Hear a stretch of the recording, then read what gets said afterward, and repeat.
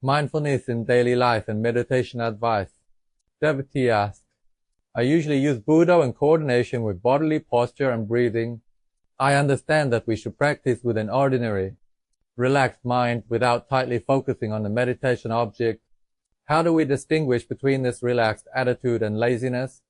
What should we be mindful of?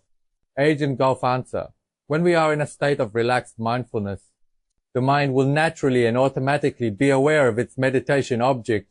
But when we are in a heedless state, our mind, which is full of habitual defilements, will also automatically become entangled with unwholesome objects, and we may not even realize it. However, if we continuously recite Buddha, the mind returns to that specific point, leaving no opportunity for these habitual defilements to arise. For example, sometimes when returning home from work, we feel suppressed, exhausted, or lacking energy to do anything. This is actually the result of the defilements that arose during work, silently drained our mental energy. We might not even aware of it while we are at work. It is like when we get home feeling tired and tense. The work itself was not particularly difficult. So why do we feel this way? It is because, while working, our mind secretly grasped onto unwholesome objects, which led to that tiredness. Now let me teach you how to practice mindfulness in daily life.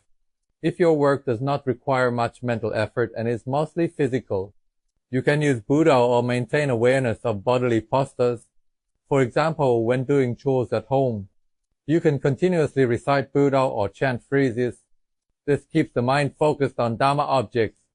Our minds will always seek an object to feed on, so we should give it something wholesome. Reciting Buddha is better than indulging in wandering thoughts.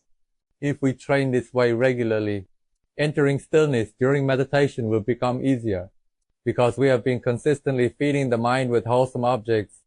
As a result, our minds will not be prone to excessive wandering thoughts. It is like keeping our body clean regularly. If you have not been in contact with dirt, you do not need to scrub so hard when you shower. You might not even need soap.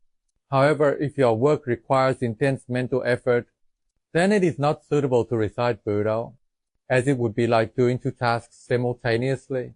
In that case, you only need to observe your mind and see if it feels tight or uncomfortable. If it does, just let it go. Ajahn suggests that we should set aside specific times to conquer and purify our minds. For example, before sleep, we should reflect on what is troubling us or what we did not do well today.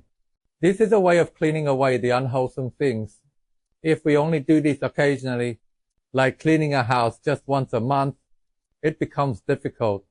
A once-a-month cleaning is not enough to truly keep the space clean. So it depends on the nature of your work. If possible, recite Buddha.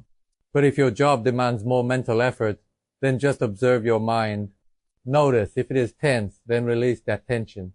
And before you go to sleep, cleanse your mind. This kind of practice is about letting go of the self and purifying your own mind, without needing to rely on others.